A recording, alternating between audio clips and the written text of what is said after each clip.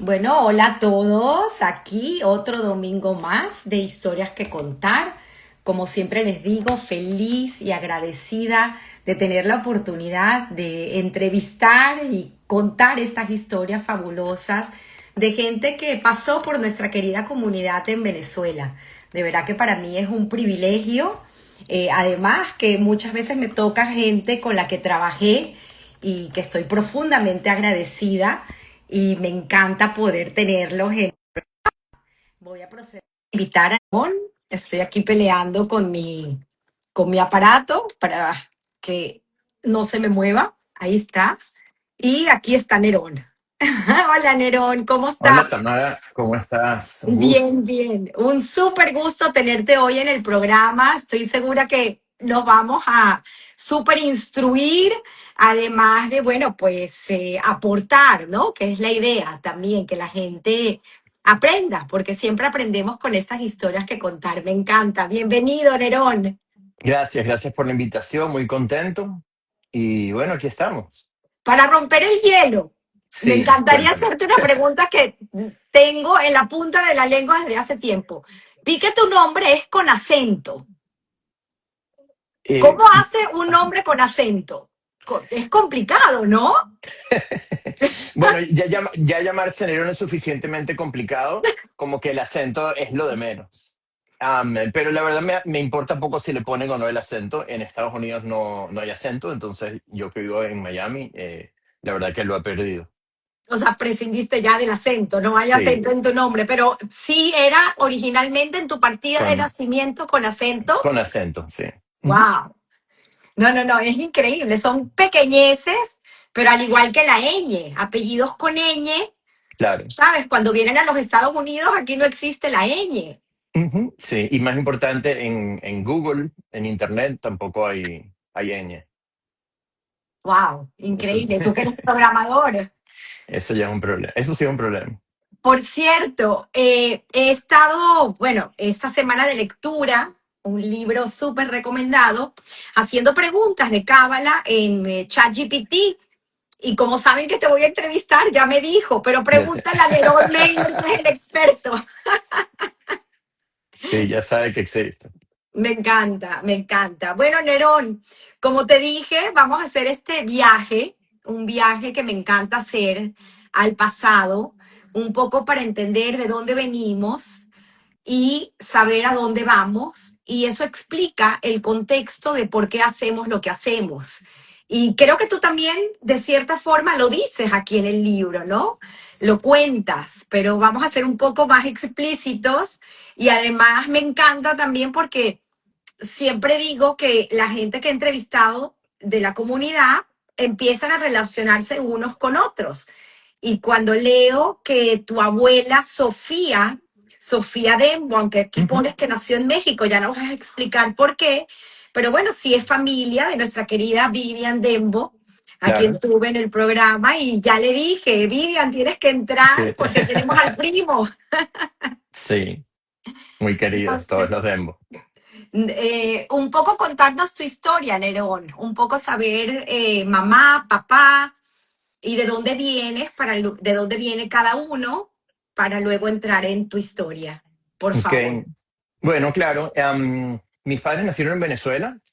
Mi papá viene de abuelos de Moldavia. Nombre de eh, papá, Jackie Mailer, mi abuelo Samuel y mi abuela Sonia. Y del lado de mi mamá estaba mi abuelo Nerón, que su historia es que él se llamaba Nachman, o pareciera que se llamaba Nachman, es lo que cuando llegó el barco a Venezuela, le preguntaron su nombre y bueno, la persona no entendió el nombre y escribió Nerón. Y también había una historia muy conocida en la familia que le preguntaron raza y él se negaba a decir, porque claro, venía escapado de la guerra. Entonces, bueno, entre que no habla del idioma y no quería decir su raza, era un tema, ¿no? Quería que lo dejen entrar. Pero él tenía su convicción eh, del problema es la raza, ¿no? Entonces, no quiero contar y volver a llegar a un lugar donde me pregunten cuál es mi raza. Pero ah, bueno, mi abuelo venía de Besarabia y mi abuela Sofía nació en México. Mis abuelos igual venían, mis bisabuelos venían de la Primera Guerra Mundial, estuvieron un tiempo en Los Ángeles, pasaron, entiendo, un año en México, cuando nació mi abuela, y luego llegaron a Venezuela. Imagínate, qué historias, ¿no? Y ellos se conocen, tus papás en Venezuela. Sí, sí, ellos dos nacieron en Venezuela, se conocieron aquí, bueno, en ¿Cómo se Venezuela. conocen? ¿Recuerdas alguna anécdota que te hayan contado en algún grupo? Porque muchos se conocieron estos grupos de Shomer Tzair o de algún grupo de la comunidad. Am, no, no, no, no fue por ahí. Mi mamá no estudió en el Moral y Luces, estudió en Emil Friedman, y Mm. luego la dejaron hacer la gira digamos, con el grupo. Y bueno, así fue un poco como entró en la comunidad y a partir de ahí, bueno, había gente en común y se conocieron. El Pero no famoso son, no eran de la Shida. misma edad. Ujú. El famoso Shida, o quién Sí, sabe. quién sabe. Qué bonito, qué bonito. Y tú eres el número Yo estoy en el medio, dos. tengo una hermana mayor que vive en España, en Barcelona, se llama Sonia, y tengo una hermana menor que se llama Jessica, que vive aquí en Miami, al lado mío. Bueno, y que seguramente muchos conocemos a Jessica de su formidable trabajo que hace en Jewish Federation.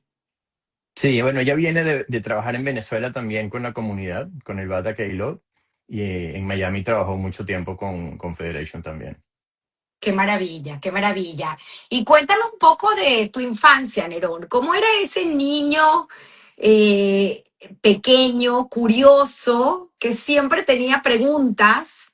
Porque me parece muy interesante entender a padres que tengan niños como tú, que entiendan un poco de dónde viene esa curiosidad y cómo a veces hace falta prestar atención y atender a esa curiosidad que presenta el niño. Sí, bueno, yo vivía en mi mundo cuando era pequeño, creo que todavía me pasa, creo que no es que he cambiado, pero de pequeño vivía en mi mundo y me gustaba hacer lo que a mí me gustaba hacer y era muy apasionado de lo que me gustaba la computación, me gustaba la tecnología y vivía en mi mundo. El colegio para mí era un poquito fastidioso porque no me permitía hacer todo lo que quería hacer, ¿no? Era como un estorbo en mi día a día, ¿no? Estaba muy ocupado haciendo estas cosas y el colegio, las tareas, era como fastidioso. No tenía malas notas, pero no era un buen estudiante, no era una persona que le dedicaba a estudiar. En el momento que ya entendía que podía pasar un examen, como que no le dedicaba más tiempo al colegio. Estaba en el centro de estudiantes, estaba en todas las actividades que podía. eh, Me gustaba mucho lo que era activar, estar en la comunidad, eh, ese lado. Sin embargo, a nivel, digamos, de pequeño, está hasta un poco esta idea cuando me tocó hacer bar mitzvah. em, Mis padres me dicen que tenemos que buscar un profesor para clase de bar mitzvah. Y yo la verdad es que les dije que yo prefería no hacer bar mitzvah.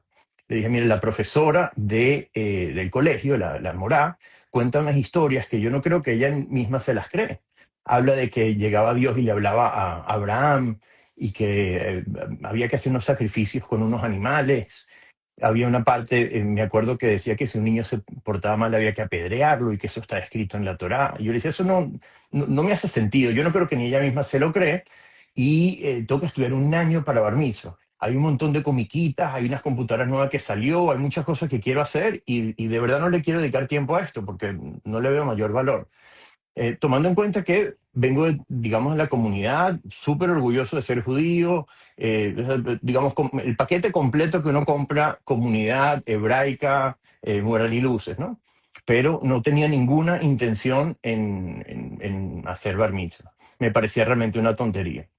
Y al final no pude no hacer bar mitzvah, había mucha presión, digamos, en la familia, y le dije a mi papá que invite a mucha gente y que yo iba a hacer bar mitzvah era por los regalos, ¿no? Como que yo no voy a hacer todo este show sino por los regalos. Eso era como el motivador, la manera en que pude salirme de la situación. Obviamente estuve un año en clases de bar mitzvah, no aprendí nada, tenía cero intención de saber. Me acuerdo perfecto en mi bar mitzvah que tenía las manos sudando, agarraba la Torah y las manos sudando porque sentía que estaba haciendo una payasada. Y me acuerdo incluso pensar que mientras estaba en el bar mitzvah, decir, esto es una payasada porque de verdad no sé nada, pero la gente que está alrededor ni siquiera sabe. Entonces tampoco sabe que yo estoy haciendo una payasada. O sea, me parecía como muy ridículo todo esto. Y luego sí tenía un poco la intención de, tal vez un poquito rebelde, mostrar cada vez que podía de que esta parte, digamos, religiosa no tenía mayor significado, ¿no? Porque sí tenía dentro esta necesidad de entender si esto tiene un significado, bueno, hay que descubrirlo y hay que estar prestando atención, o por lo menos en lo que era mi mundo, y si no tiene mayor importancia, entonces vamos a dejar de lado y no vamos a pretender de que esto es algo importante cuando a la final eh, las acciones que hacíamos no hacían, porque bueno, yo no comía, o sea, no comía kasher, no hacía Shabbat, o sea, eso ni siquiera era un tema en la familia. Entonces, de repente cuando llegaba algo como que el viernes había que hacer Shabbat, yo decía, bueno, pero ¿por qué? ¿No? Si, o yo quiero ir al cine. Dice, no, no puedes porque es Shabbat. Digo, pero mañana también es Shabbat y a nadie le importa. O sea, a nadie le importa en esta casa porque ahorita es muy importante. O de repente el 31 de diciembre era muy importante. Y digo, pero ¿por qué es importante si eso no es judío? Como que para mí era muy importante la coherencia y hacer las cosas de una manera auténtica. Entonces, siempre he tenido como ese pequeño conflicto interno de entender si esto tenía algún valor o no. Es increíble. Quiero dejar stand-by ese cuento del bar mitzvah para terminar la historia que cuentas aquí en el Ujú. libro, pero en esa búsqueda de información, algo innato, como tú lo dices tuyo, sigue creciendo este niño que hace bar mitzvah y el tema del estudio, porque te gustaba mucho el tema de la tecnología. Obviamente estamos hablando todavía en una época donde no había internet. Cuando tú te gradúas, todavía el mundo del internet estaba muy insípido. Sin embargo, ¿cómo tú entras en ese mundo de la tecnología? Tus estudios en Venezuela y luego cómo terminas en el exterior. Sí, bueno, hay una historia curiosa que yo tengo un papel que conseguimos hace unos años. Cuando estaba, creo que era primero o segundo grado, había unas clases de Logo, que eran las primeras clases de computación, que era básicamente como un triangulito que llamaba una tortuga y tú la podías mover hacia arriba, hacia abajo, hacia la derecha, hacia la izquierda, y tenía unos comandos para programar. No puedes hacer, digamos, mayor cosa, pero eso es lo que existía en la época. Y en el colegio nos llevaban a un lugar que se llamaba Lógica para tomar esas clases. Y al final te dan como un reporte, y tengo el reporte, digamos, de la profesora que decía que yo era muy aventajado en estas clases, se ve que en el futuro va a poder hacer algo con computación. Y yo creo que eso tal vez fue mi primer contacto con la computación y con la tecnología que se veía que me gustaba, ¿no? Cuando me graduó de bachillerato, no sabía qué estudiar. En Venezuela no existía, bueno, no existía internet, ¿no? Pero no había ninguna carrera más que comunicación social, que no era el área que yo quería dedicarme y era bastante difícil entrar. Y tampoco sabía si estudiaba comunicación social, qué podía hacer en Venezuela con eso. Entonces estaba entre o sea, estaba economía, había otras materias, y me pareció que economía se veía bien. O sea, realmente entre administración de empresas y economía, yo no entendía cuál era la diferencia, pero me sonaba que economía sonaba mejor. Entonces dije, bueno, vamos a empezar a estudiar economía.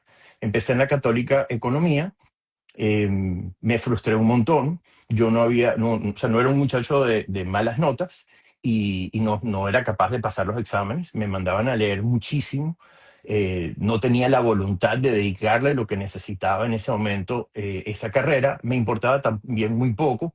No era algo que era pasión para mí. Y bueno, estaba perdido en ese momento en qué hacer con mi vida. Veía que mis amigos estaban contentos y avanzando con su carrera. Y después del primer semestre, bueno, yo creo que ni siquiera terminé el primer semestre y no volví a la universidad. En ese momento, en Venezuela, para ir a la universidad tenías que presentar el CNU, o sea que tenía que esperar un año para presentar el CNU, para ver en qué carrera podía entrar. O sea que ya estaba perdiendo el siguiente semestre, más el año hasta que entraba. O sea, ya estaba como en una carrera en la que estaba muy rezagado, ¿no? En mi mente. Y tampoco habían opciones, eran las mismas opciones del año pasado. Entonces estaba, bueno, totalmente frustrado, estaba jugando con la computadora y viendo televisión porque no tenía nada que hacer.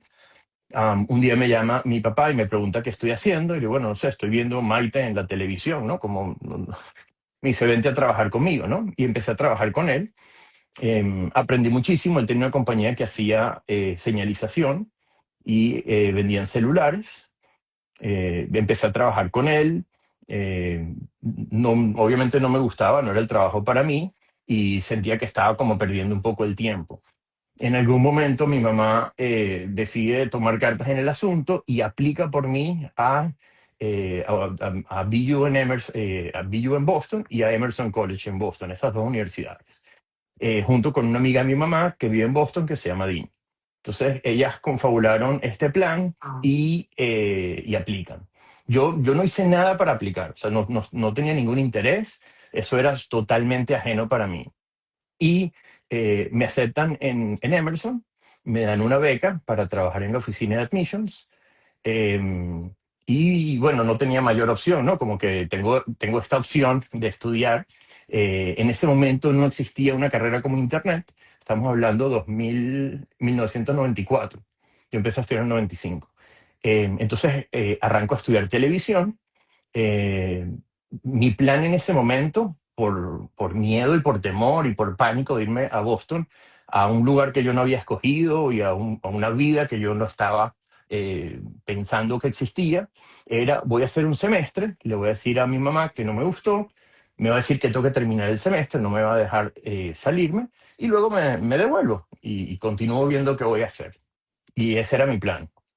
Me acuerdo el primer día cuando llego a la universidad, bueno, a una universidad, bueno, Emerson es una universidad pequeña, ¿no? Pero era una universidad grande, con equipo, con cosas que me gustaban, cámaras de televisión, tecnología, computadoras, y empiezan a hablar de cosas con las que yo me relaciono, en las que yo siento que puedo aportar, y siento como que, wow, mira todo el tiempo que perdí cuando tenía esta oportunidad tan Wow. inmensa y que no me la merezco, porque sentía que yo no me merecía esa oportunidad porque yo no había hecho nada para estar ahí. Tuve mi primer examen, que me acuerdo que fue de historia. Tenía ese día dolor de barriga horrible, ¿no? Tenía un miedo porque, bueno, de estudiar en inglés, venía de la católica donde me había ido muy mal y bueno, llegué con un miedo terrible. Y cuando me acuerdo que saqué una, no sé si fue una B más en el examen, fue así como un alivio de, puedo hacer esto, ¿no? Esto creo que sí lo puedo hacer. Y a partir de ahí empecé a estudiar muy fuerte en la universidad. Quería estudiar y graduarme muy rápido. Yo me gradué en 2 años y 8 meses, la carrera completa, que eso es lo más rápido que alguien pueda hacer una carrera de 4 años. Sentía por un lado que tenía ya 2 años que había perdido y quería recuperar, estaba estudiando algo que me gustaba mucho y aparte sentía esta sensación de que como que me regalaron, me dieron una oportunidad en la vida nueva que no me merecía. Entonces, bueno, estuve dedicado a la universidad, trabajaba en la oficina de admisiones y bueno, así fue que, digamos, salí de ese hueco en el que estaba en ese momento. Cuéntanos un poco, porque es que es fascinante la historia. Yo, porque me la sé, hablé con Nerón previamente, y ese trabajo, porque tú hablas de oportunidades y hablas también mucho de decisiones y de todo lo que está escrito en la cábala, es que todo tiene que ver con todo, es impresionante. Y en ese momento, pues obviamente tú ya habías empezado un poco los estudios, ahorita hablamos de eso, pero quiero entender esa oportunidad que te dio ese trabajo en el centro de admisiones. Sí, bueno, en la oficina en Admissions, la visa que yo tenía era una visa de estudio. Entonces, yo tenía que trabajar en la oficina de Admissions, pero ellos lo que hacían era que me descontaban parte del tuition. No era dinero que me daban. Y tenían que, por un lado, trabajaba en ese momento era como el mailing room, que era el lugar donde llegaban y enviábamos todos los folders con todas las aplicaciones que la gente hacía y le enviábamos a la gente que pedía información. Era un trabajo, digamos, de oficina bien aburrido. Y mostraban mi cuarto. Cuando hacía el tour de la universidad, mostraban mi cuarto. Eso era un poco el compromiso que tenía con ellos. Y apenas entro a ese trabajo, me doy cuenta que había un muchacho que se estaba por graduar, que estaba encargado de la página web de la universidad, que en ese momento, estamos hablando del 2000, en 1995, lo que existía era HTML, que básicamente era texto que tú podías alinear a la derecha, a la izquierda o al centro. Eso era todo. Luego empezó a salir que podías hacer como un rollover y podías poner un botón que cambiaba de color cuando te parabas encima. O sea, estábamos hablando realmente de cosas muy básicas en ese Los momento. inicios, los Los inicios, inicios. sí. Yo no tenía idea de cómo se programaba y cómo funcionaba esa parte de Internet. Tampoco entendía si programaba algo, a dónde lo montaba. No entendía el Internet qué era, ¿no? Y no tenía tampoco mucha gente a quien preguntarle porque estaba comenzando todo. Yo quería el trabajo que tenía esa persona. Y él tenía que montar el catálogo completo de la universidad, que es un catálogo como unas 200 páginas. Y él ya se estaba graduando y le estaba dando fastidio hacerlo. Y, pero él, bueno, digamos, tenía una posición en admissions como de cierta altura, pues tenía una oficina y él se encargaba de todo el website. Entonces no me permitía entrar mucho. Y en una de esas yo le digo, mira, no estás montando el catálogo, es un trabajo fastidiosísimo, yo lo hago. Y al final decidió aceptar que yo lo haga. Entonces, lo que hice fue en el mailing room, lo que me monté una estación para poder hacer los files más rápido. Entonces, claro, todo el mundo era muy ineficiente, hablábamos, echábamos bromas, las cajas las traía FedEx y las ponía donde sea y ahí se quedaban. Yo me las traje, me hice mi estación y no sé, yo podría hacer tal vez 100 carpetas cuando la gente hacía 20 o 30. Entonces yo excedía lo que me correspondía hacer y tenía tiempo para entonces irme con él a trabajar y hacer lo que me gustaba. Al final él se graduó y se va y ya yo era la persona que estaba manejando todo eso. Entonces luego me quedé encargado de la página web de el Admissions Office de Undergrad de Emerson. Pero aparte Y fuiste autodidacta, o sí, sea, sí, sí, sí. prácticamente nadie te enseñó. Sí, yo siempre he sido muy autodidacta. De hecho, las clases que tomé en la universidad, por ejemplo, no tomé ninguna clase que tenía que ver con software. Como que eso es algo que yo decía, yo me puedo encargar de eso. A mí no me gusta mucho que me digan qué hacer, ni seguir mucho las instrucciones. Entonces yo iba a mi ritmo y hacía como quería y tomaba las clases donde sentía que necesitaba, digamos, un profesor, ¿no? Pero sí, en ese momento Barnes Nobles, me compré varios libros y me puse a trabajar a programar, me estrellé muchas veces, este muchacho me ayudó bastante y luego ya era, digamos, todo lo que iba saliendo era muy nuevo, entonces tampoco tenías de dónde aprender, ¿no? No había muchos libros de dónde aprender en ese momento. Entonces, bueno, era todo muy autodidacta esa parte de Internet. Y Emerson fue una muy buena escuela porque era una página grande. O sea, recibíamos en ese momento unas 50 peticiones diarias de gente que quería ir a la universidad. Wow, wow, una súper historia. Y sigue la historia, porque es que aparte me encanta que te escuchen jóvenes hoy en día que están en ese mundo, entrando en las universidades, y luego el tema de la visa, y luego el tema de me regreso, te hago el OPT. A ti te tocó algo también que nos puedes, por favor, compartir, que es ese año donde te dan la opción de trabajar para poder optar y quedarte en los Estados Unidos. ¿Qué hiciste? Sí, bueno, cuando me gradué tenía la oportunidad de quedarme un año más con esta visa de OPT, apliqué y tardaba mucho en que me la aprueben. En ese momento ya no tenía dónde vivir en Boston, estuve moviéndome en casa de algunos amigos, pero tampoco tenía dinero y terminé yéndome a Venezuela esperando a que me salga esa visa. En ese momento, o bueno, unos meses antes, estaba o sea, en MIT estaba Rafael Reif y él me dio una oportunidad de trabajar en el Media Lab, un trabajo freelance, para montar archivos, ¿no? O sea, yo no tenía que estar Perdón, para físicamente. poner en contexto, explica un poco quién es Rafael o quién Ujú. fue durante más de 30 años presidente de MIT. Sí, sí. Bueno, no sé cuántos años fue presidente de MIT, pero fue presidente de MIT varios años. Es un venezolano, estuvo encargado del Media Lab, digamos, en el área de tecnología. Es una personalidad conocida en Estados Unidos y me dio esta súper Wow, oportunidad para poder, era un trabajo, digamos, de oficina, o sea, era un trabajo para montar archivos en Internet y organizarlos los estudios que hacían en el Media Lab, ¿no? De hecho, yo no vale. tenía físicamente que estar ahí, pero bueno, estaba trabajando para MIT, estaba trabajando un poco Wow. con él. Eso fue una buena experiencia, más que tenía un ingreso en dólares. Entonces, cuando llegué a Venezuela, tenía un ingreso en dólares, estaba trabajando, tenía experiencia en esa parte de Internet Y bueno, empecé a hacer páginas en Venezuela, páginas web, y comencé con mi compañía ahí mientras me salía la visa. Pero cuando ya salió la visa, ya estaba trabajando, ya tenía mi compañía, ya había conocido a Sharon, mi esposa, entonces bueno, ya me quedé, no me regresé.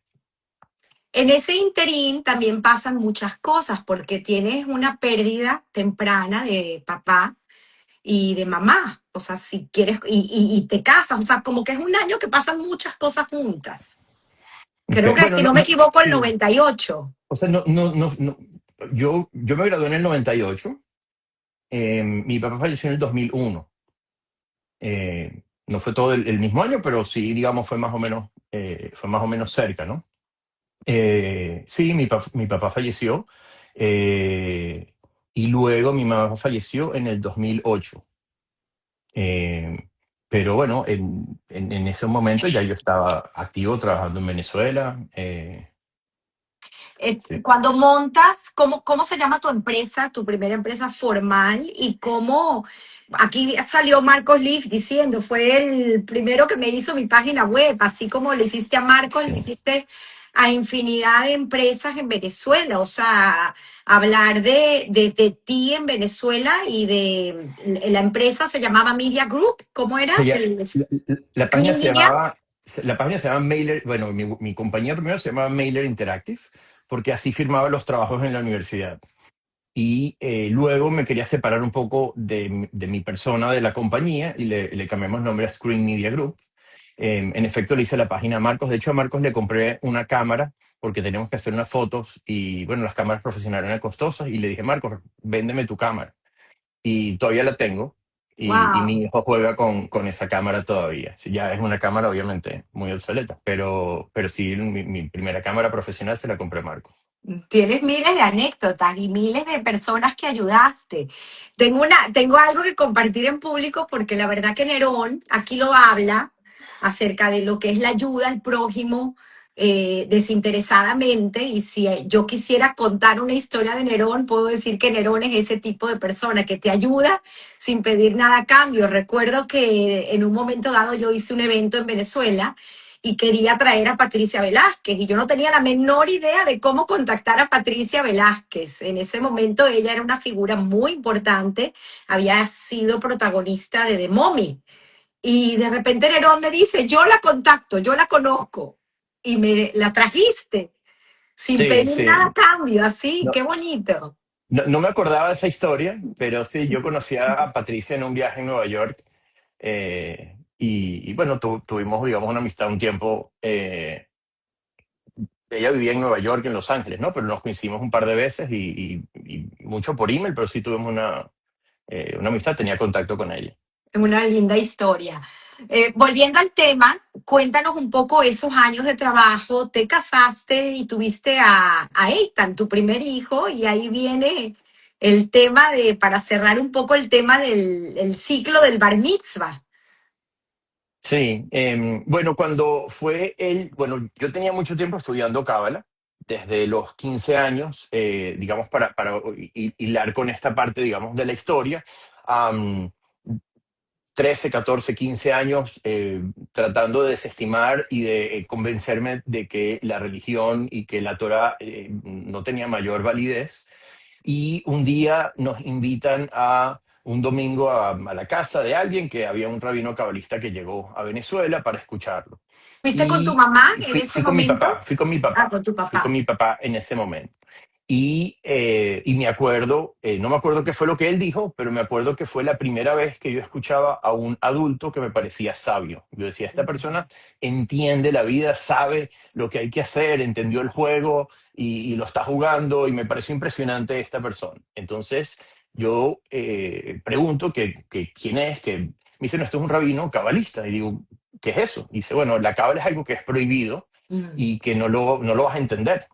Entonces, claro, yo con 15 años, adolescente, con estas ganas de ganar en el juego de la vida de una vez y entender cómo funciona, me dicen que es algo prohibido, que no lo voy a entender, no habían terminado de prohibírmelo y yo ya estaba como loco buscando el libro del Zohar, que era este libro que no iba a entender, ¿no?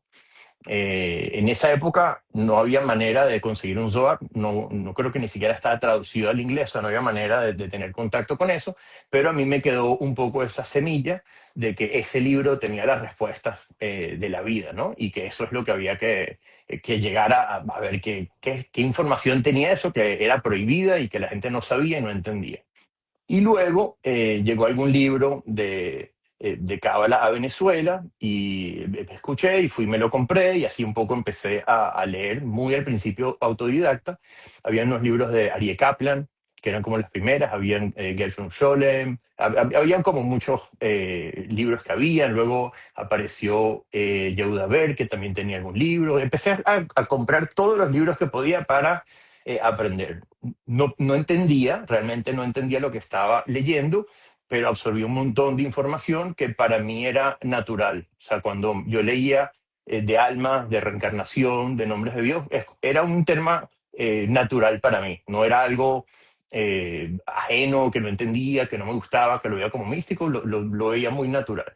Y por ahí empecé a estudiar Cábala, bueno, con regularidad, o sea, estaba aprendiendo. Luego habían algunos cassettes, en ese momento habían cassettes que me mandaban de Estados Unidos y a veces nos reunimos algunas personas, muchas con amigas de mi mamá, a escuchar esos cassettes cuando llegaban a alguna clase que tenía y así fui aprendiendo. Eso fue un poco los inicios de cómo estuve aprendiendo. Luego, cuando nace mi hijo, Eitan, y en el Brit Milá, el día antes, en la noche, se acostumbra a leer el Zohar para protección al niño. Y se acostumbra a leer, digamos, las primeras páginas del Zohar, el principio, la introducción. En ese momento yo tenía un Zohar que tenía traducción, estaba en arameo, en hebreo y traducido al inglés. Entonces empecé a leerlos desde el principio y dije, ¿sabes qué? Me lo voy a leer completo. Estuve 8 años leyéndome el Zohar completico, tratando de ver y de entender y, digamos, hacerlo de una manera un poco más sistemática. Y bueno, así he estado aprendiendo Cábala toda mi vida. Cuando llegó el bar mitzvah de mi hijo, empiezo a escribir el discurso para él. Como a él le gustaba el fútbol, empecé a hacer similitudes entre las 10 sefirot del árbol de la vida, que es como la parte principal del estudio de la Cábala, con ejemplos de fútbol para que él lo pudiera entender. Y me senté, y cuando me senté estuve escribiendo como unas 2 o 3 horas seguido, corrido. Eh, Luego cuando mi esposa me pregunta que cómo voy con el discurso, le digo que voy muy bien y le empiezo a leer eso y me dice, bueno, pero tú sabes que tú no puedes contar eso en el bar mitzvah, o sea, tienes que agarrar de ahí una frase y decir algo, pero lo que tú estás escribiendo parece como si fuera un libro. Entonces ahí fue un poco que me sembró la semilla de que esto podía ser un libro.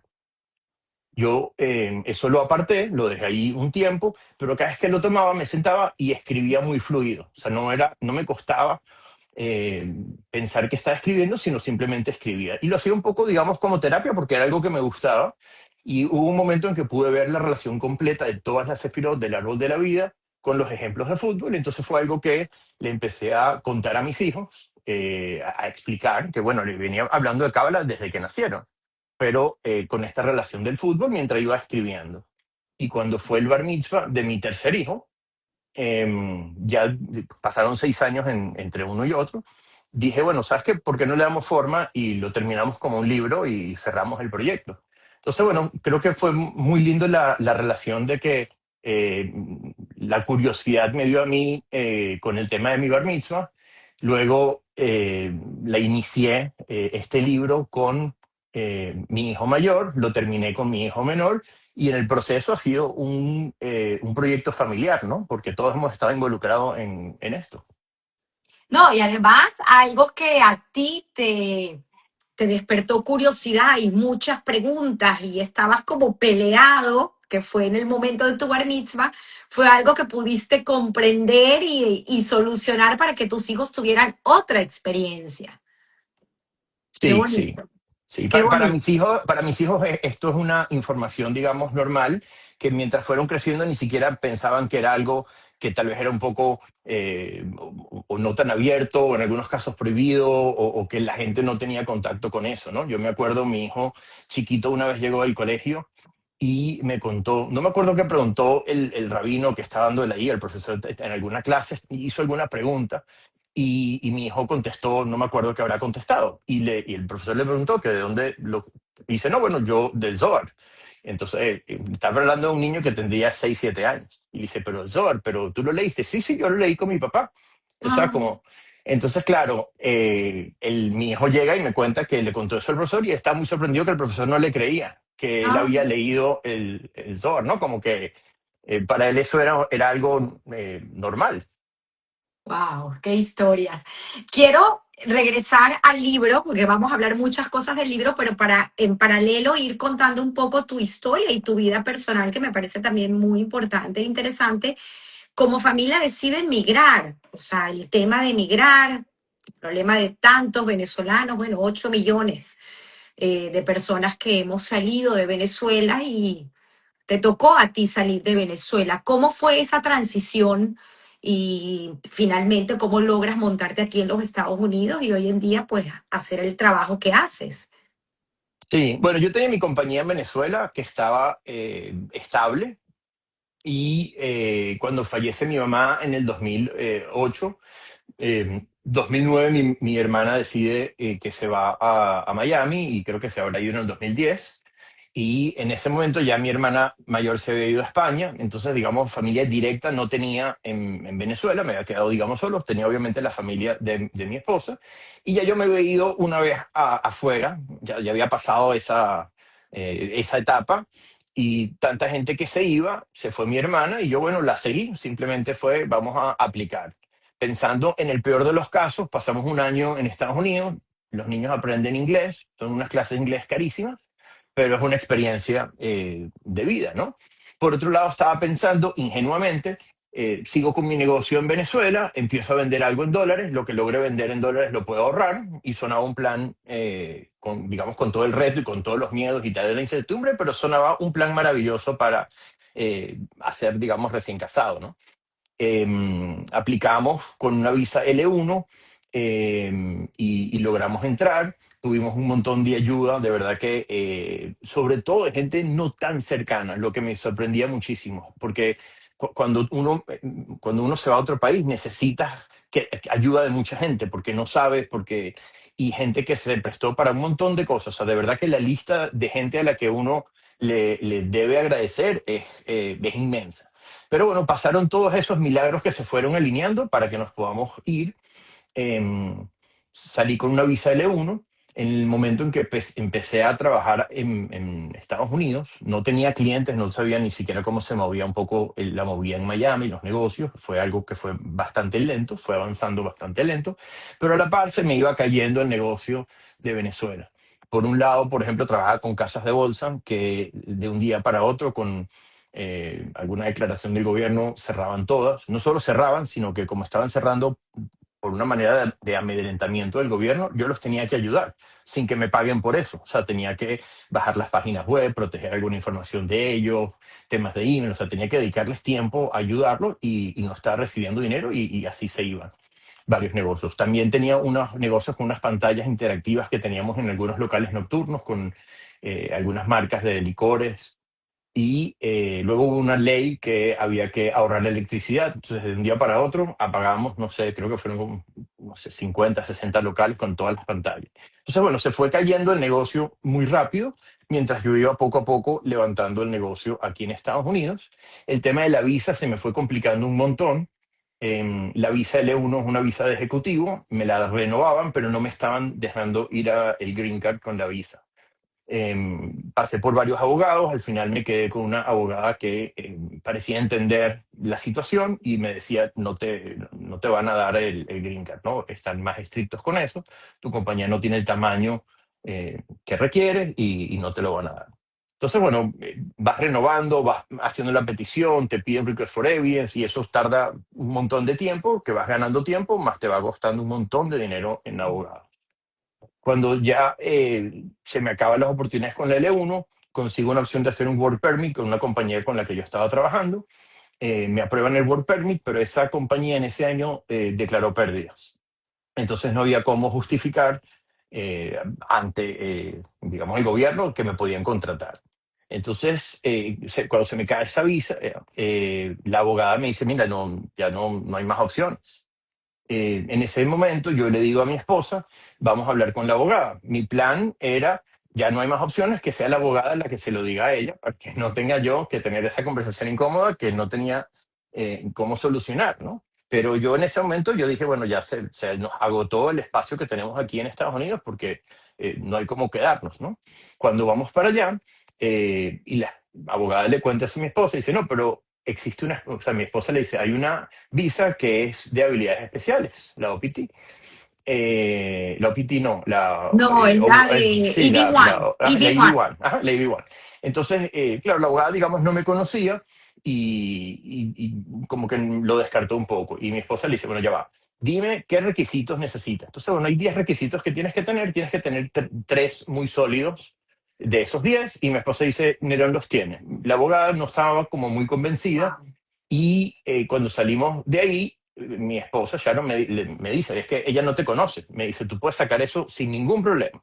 Fuimos donde otra abogada que no me conocía, armamos como un caso y se lo presentamos. Realmente cuando digo lo presentamos fue ella. Ella agarró, confiando en mí, porque yo no confiaba en mí en ese momento de que podíamos lograrlo. Eh, y bueno, le presentó el caso a esta abogada y la abogada dijo, mire, yo creo que sí tienen un caso, hay que trabajarlo, hay mucho trabajo que hacer, pero creo que sí lo pueden hacer. Entonces nos devolvimos a mi abogada anterior, que nos gustaba y teníamos confianza, y digamos llegamos con esta idea, mira, tú no conoces estas cosas, mire lo que tenemos, vamos a hacerlo, y ella dijo, me gusta, vamos para adelante con eso. Entonces, bueno, apliqué para esa visa de habilidades especiales. Mi esposa estuvo encima de eso todo el tiempo. Era un proceso complicado porque muchas de las cosas que yo hacía eso eran cosas, digamos, multimedia, que es muy difícil explicar en un papel. Entonces, la manera en la que ella logró escribirlo y explicarlo, creo que ayudó mucho porque la abogada tampoco entendía muchas de las cosas que yo hacía. Entonces ella lo leía, mi esposa lo leía y decía, no, esto no está claro. Es una persona que no sabe, no entiende la magnitud de esto que se hizo. Wow. Entonces, a veces ella decía, yo no lo sé redactar, pero le falta decir esto, le falta decir esto, buscamos ayuda. Incluso, como había que traducir muchos de los documentos, muchas cosas ella decía, esto no está bien traducido, esto no representa lo que estaba.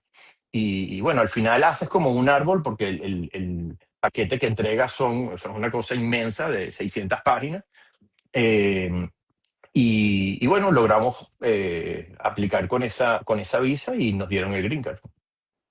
Qué maravilla, me encanta. Aquí Marcos, quiero leerlo en vivo porque, bueno, viene muy de la mano. De hecho, la pizza Mr. O1 viene de Oh, la wow. visa O1, que es el tipo de visa, y dice, Marcos, también tengo el honor de haber sido Sí, no. O1, es una de las visas más prestigiosas de Estados Unidos.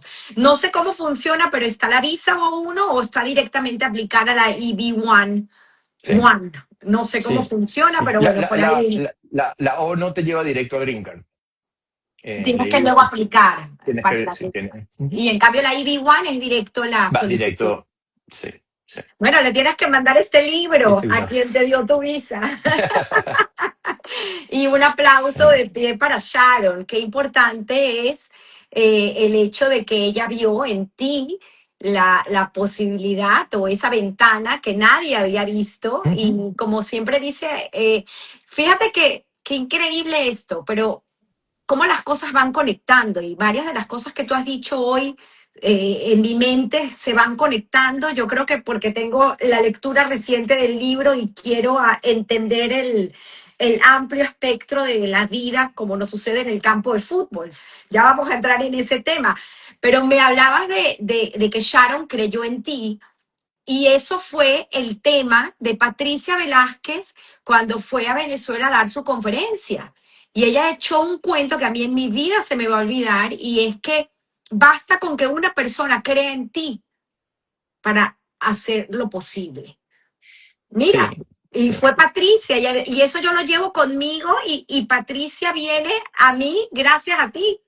Sí, sí, qué lindo que cerramos el círculo porque yo no me acordaba de esa historia, ¿no? La Cábala dice que nosotros somos los milagros de los demás y las demás personas son los milagros para nosotros, ¿no? Como que dependemos de los demás para lograr nuestros milagros, a la vez que nosotros tenemos que hacer el esfuerzo. eh, de ayudar a los demás para que los demás cumplan sus milagros. Qué bonito. Mira, tan fue así la ayuda que me diste en ese momento que ni siquiera te acordabas que lo hiciste. No, no me acordaba. Qué bonito. ¿Cómo se llama el libro y por dónde lo puedo comprar? Ok. Vamos a entrar ahorita a la conversación del libro, pero voy a contestar esta pregunta. El libro se llama El juego consciente, lecciones de Cábala para el juego de la vida y lo puedes comprar en Amazon. Está en Amazon, en mailer.com/cábala. También le puedes llegar. Y ahí en la página web hay otros lugares, digamos en Latinoamérica, hay lugares como Bobo, Buscalibre, hay otros lugares que también lo puedes comprar en físico y también está en digital, está en español y acaba de salir también en inglés. Ah, maravilloso, maravilloso. Ahorita que escriba o que termine el live, voy a poner el link en mis historias para que puedan ir directo a comprarlo, porque estoy segura que es lo que van a querer hacer corriendo. Bueno, Nerón, quiero entrar un poco en el tema del libro, porque es una oportunidad única que tenemos para hablar de él. Y me llama muchísimo la atención, bueno, pues yo me considero una analfabeta en Cábala. Lo único que sé es lo que he escuchado en noticias y ahorita la lectura que he tenido con el libro. Tengo el Zohar conmigo, pero lo tengo como un amuleto. No lo he leído y pues me estás invitando con esto al terminar el libro de querer, como te lo dije fuera de cámara, aprender y saber más. Entonces quiero que nos hagas una introducción a lo que es estas enseñanzas de la Cábala. Y como lo dices, el número 6 ya hemos hablado mucho del número 6 y aquí hablas de que es algo que podemos explicarle a un niño de 6 años, que era tu intención, algo sencillo, así como tu niño de 6 años en el colegio pudo decirle al profesor que había leído el Zohar. Pero quiero empezar con esto, esta primera página donde hablas de lo prohibido y Sí, cómo esto era un estudio prohibido por muchos años y cómo se retoma y lo que hoy conocemos como Cábala. ok. Bueno, para un poquito, digamos, de contexto, la Cábala se recibe junto con la Torá. Hay varios indicios en la Torá que implican que cuando Moshe recibió la Torá, recibió también la Cábala, así como recibió, digamos, la Torá oral, la Torá escrita, etcétera. De hecho, en la Torá dice Moshe Kibel Torá, que es como que recibió la Torá, y la palabra Cábala significa, viene la palabra Lekabel, que es recibir, ¿no? Entonces ahí hay una relación y hay varias relaciones en ese sentido, ¿no? Sin embargo, hay varios niveles para estudiar la Torá.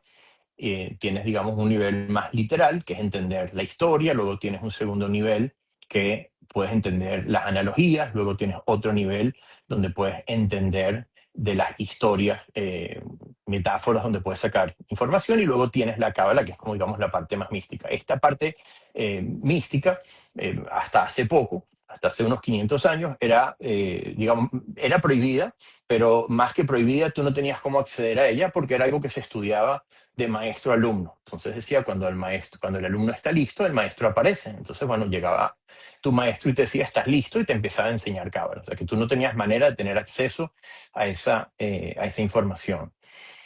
Sin embargo, hace 500 años, y es el quote que yo tengo en el libro que estabas mostrando, hay un rabino que se llama Abraham Azulay, que escribió que a partir de ese momento, y venía un poquito justo antes con el Ari, que fue el que, digamos, trajo la cábala británica y explicó la cábala de una manera que la gente la pueda empezar a entender y le haga más sentido, quitó cualquier prohibición de estudiar cábala. Incluso llega a decir dos cosas muy interesantes. Lo primero es que a partir de ese momento, hasta un niño de 6 años iba a poder entender cosas que los rabinos de antes no podían entender, y no por un tema intelectual, sino por el momento que se estaba viviendo, donde estaba empezando a surgir, digamos, información, ciencia, etcétera, que te permiten comprender cosas que antes no se podían comprender. Y luego dice que solamente a través del estudio del Zohar y de la Cábala, el Mesías va a llegar con misericordia al mundo. Entonces, bueno, son dos cosas muy interesantes que de alguna manera el que tiene la apertura para verlo puede ver que eso está sucediendo. Una prueba de eso es que existe, por ejemplo, este libro que hace años atrás no existía y que cuando yo empecé a estudiar ni siquiera podías tener acceso a un Word en inglés o en español para poder leer lo que decía. Me llaman muchísimas cosas la atención, pero hablas acerca de la similitud que hay entre lo que es el estudio de la ciencia y el estudio de la cábala. Y un poco las explicaciones que hay donde dices, bueno, ¿será que todo este estudio de la ciencia y las teorías, inclusive hablas de la teoría del todo, que es una nueva teoría que está ahorita por lanzarse con la teoría de las cuerdas, que es algo que he estudiado, y de repente dices, esto está en la cábala, y el tema de la numerología también, cómo coincide, ¿no? Entonces, si quieres, brevemente, yo sé que no vamos a hacer algo, pero brevemente para que la gente Sí. entienda lo profundo que son estas líneas. Ok, bueno, es una pregunta del tamaño ¿no? Pero, pero hay, digamos, aquí dos ideas interesantes. Lo primero es lo que yo estoy trayendo con el libro, básicamente, porque, digamos, yo no soy un erudito de la cábala, yo estoy trayendo lo que son el estudio de las 10 sefirot, que es la base para entender cábala, con ejemplos físicos muy relacionados al fútbol. ¿Por qué el fútbol? Porque a mis hijos les gustaba el fútbol, se los explicaba de esa manera y empezó a resonar con ellos y con la gente alrededor mío. Entonces, por eso lo hice en el fútbol. Sin embargo, las 10 sefirot, junto con las 22 letras hebreas, según la Cábala, comprenden toda la creación. O sea que cualquier cosa que exista física tiene esas combinaciones de las letras con las 10 sefirot. Entonces, por Wow. eso es la base. Por lo que lo podríamos explicar con una torta, lo podríamos explicar con un edificio. Yo usé el fútbol, pero lo puedo aplicar a cualquier cosa. El Voy a poner fútbol, aquí esta imagen. ujú, sí, el fútbol en particular tiene una relación muy bonita porque en el fútbol tienes 22 jugadores en la cancha y tenemos 22 letras hebreas. Y luego en el fútbol tienes 10 jugadores más el portero y en la cábala que se muestra ahí tienes 10 sefirot más una sefira adicional que a veces se cuenta, a veces no se cuenta. Entonces hay una relación, digamos, entre las 22 y los 10 jugadores más uno más las 10 sefirot más una. Por otro lado, un juego de fútbol dura 90 minutos y si va a extra tiempo puede durar hasta 120. Nosotros decimos cuando una persona cumple años que viva hasta 120. Entonces, bueno, nosotros no sabemos cuánto tiempo vamos a jugar en la cancha. A veces venimos unos minutos y eso es todo lo que nos toca jugar. A veces venimos más. No sabes cuando entras a la cancha cuánto tiempo te toca jugar, pero si entras a la cancha a jugar y conoces algunas reglas básicas, vas a poder jugar mejor que muchos de nosotros que estamos en la cancha jugando y no tenemos las reglas claras y entonces, bueno, es muy difícil saber hacia dónde correr, ni siquiera sabes si tienes que correr, no sabes a dónde tienes que chutar, no sabes qué hacer con la pelota, no sabes si quieres la pelota. Entonces, yo traigo aquí tal vez más preguntas que respuestas en el libro, pero creo que doy la apertura y por eso el libro se llama El juego consciente, porque básicamente la idea es que uno empiece a ser consciente, ¿no? Como que ya a partir de ahí, ya uno entonces entra cada uno en su camino espiritual por el camino que cada uno necesite y quiera recorrer. Pero hablando un poquito más, la pregunta que te Ujú. hice, el tema de la física, el Sí, tema de la ciencia. sí, sí, vamos para allá. Te quería un poco relacionar un poco la idea, digamos, de la cábala y el libro y el fútbol, ¿no? Ahora, lo que es muy interesante es lo siguiente. Existe la física cuántica. Existe física normal y la cuántica, ¿no? La diferencia es que la cuántica trabaja desde el átomo hacia elementos más pequeños, ¿no? Como por ejemplo el quark, todo lo que es más pequeño. Y las leyes de la física cuántica que hoy en día las estamos empezando a conocer y no sabemos cómo aplicarlas a la vida normal porque tienen unas leyes diferentes a la física normal, son las leyes que explica la Cábala.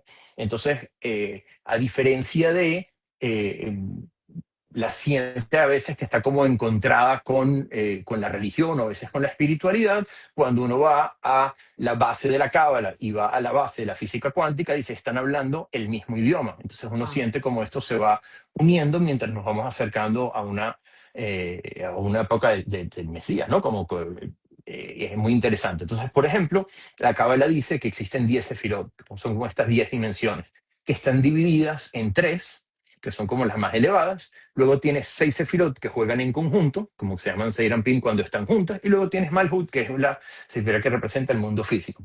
Están divididas, digamos, entre 3, 6 y 1.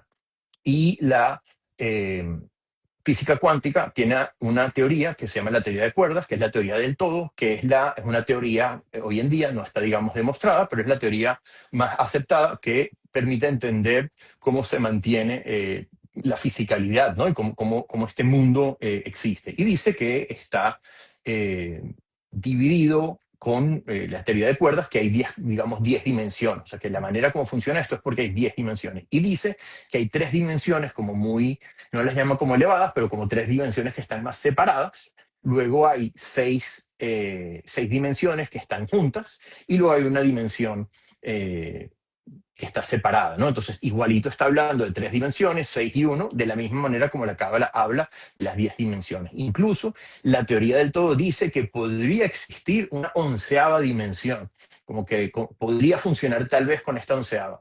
Y la Cábala dice que estamos hablando siempre de 10 sefirot, pero que existe una onceava sefira que a veces se usa, que a veces no se utiliza. Entonces, la relación es asombrosa porque cuando lees la teoría de cuerdas, es lo que explica la cábala, aparte de que, digamos, la parte de las cuerdas, que básicamente es la parte vibracional, es gran parte como explica la cábala como la vibración de la luz, ¿no? Que es la manera como la cábala habla de Dios, porque la cábala tampoco utiliza la palabra Dios, utiliza o nombres de Dios o utiliza, digamos, la vibración que usan o que llevan esas diferentes nombres de Dios, ¿no? Como que son diferentes vibraciones.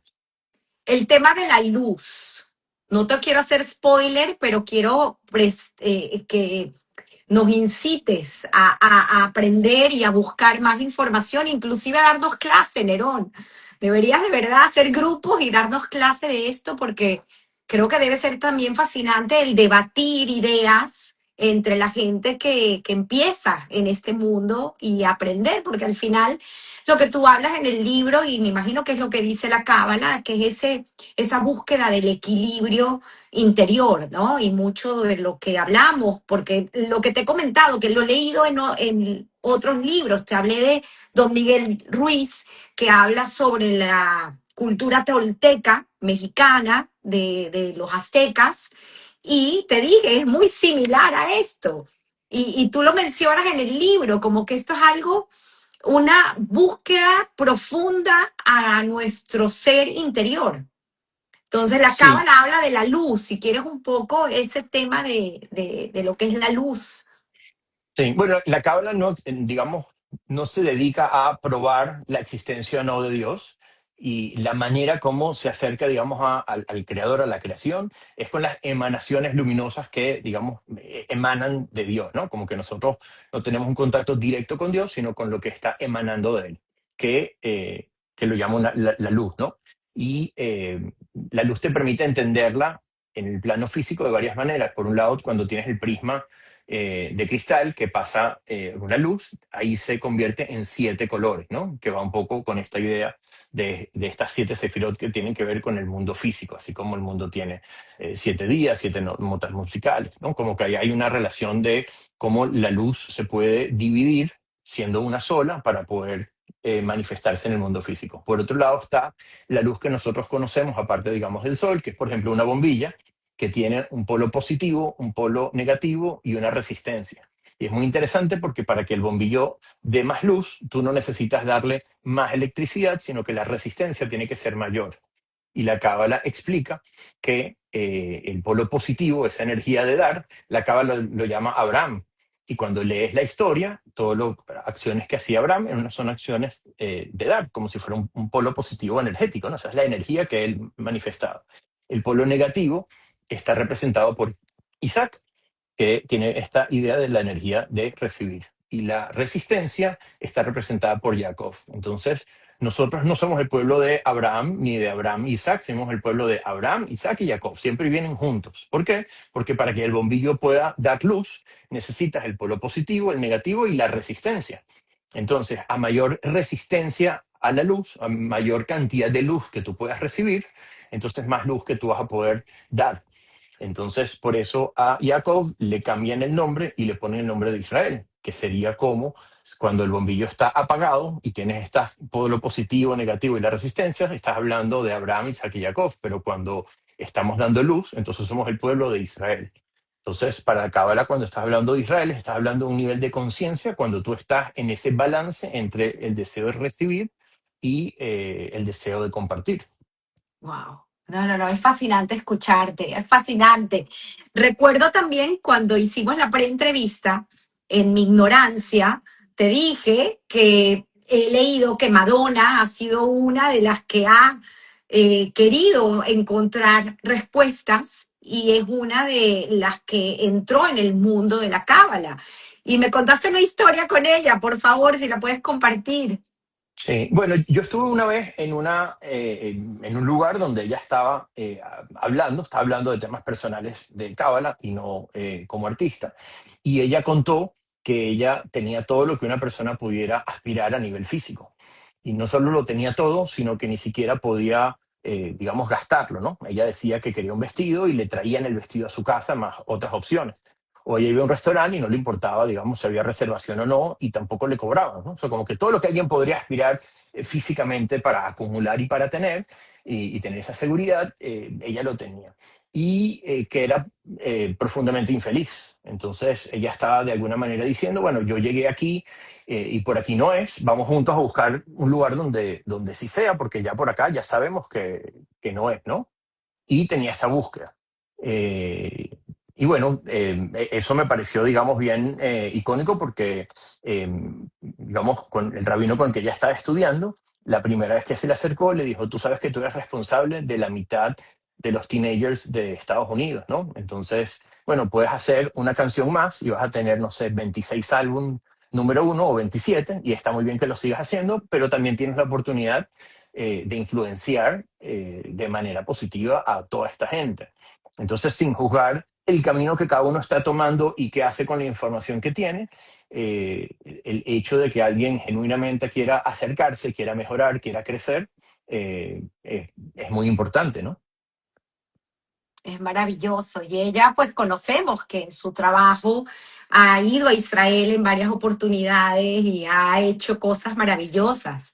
Siguió el consejo del rabino. Sí, sí. Bueno, si escuchas, por ejemplo, de su CD, tiene bueno, su CD, ¿no? Su álbum que se llama Ray of Light. Si lees las canciones y ves realmente la letra que tiene, habla de ese momento donde ella estaba en esa búsqueda.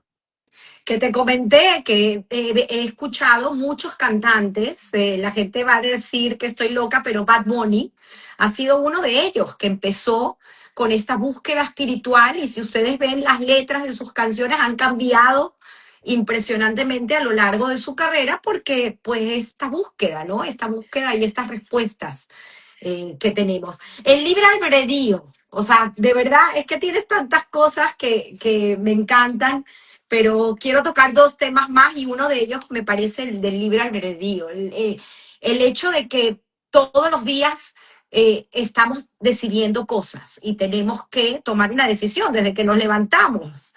Por favor, háblanos también cómo la Cábala nos explica ese funcionamiento del libre albedrío y el toma de decisión. Okay. Bueno, por un lado, la Cábala explica que hay cierta cantidad de cosas a las que uno tiene libre albedrío y cierta cantidad de cosas a las que no. O sea, nosotros vinimos aquí a jugar, tienes una posición, ¿no? Si tú eres delantero, tú tienes libre albedrío en la posición que tú tienes, ¿no? Eso es lo que tú tienes que hacer, pero si tú naciste en una familia, naciste con un idioma, naciste con ciertas ganas, digamos, eso es lo que te toca vivir, ¿no? No tienes un libre albedrío completo. Ahora, dentro de lo que es el libre albedrío, hay, digamos, varios niveles de ir entendiendo esto, porque tiene mucha profundidad, ¿no? Pero por un lado, uno no tiene libre albedrío de lo que le sucede a uno, sino uno tiene un libre albedrío de cómo uno reacciona ante lo que sucede. Entonces, la importancia está en entender de que a veces estás atascado en el tráfico y tú no controlaste el tráfico, o te pueden botar de un trabajo y tú podías no controlarlo, o podías haberlo controlado si lo podrías haber previsto antes, ¿no? Pero digamos, esas cosas que te están sucediendo, tú no tienes control sobre eso, pero sí tienes control sobre qué tomas de esa situación.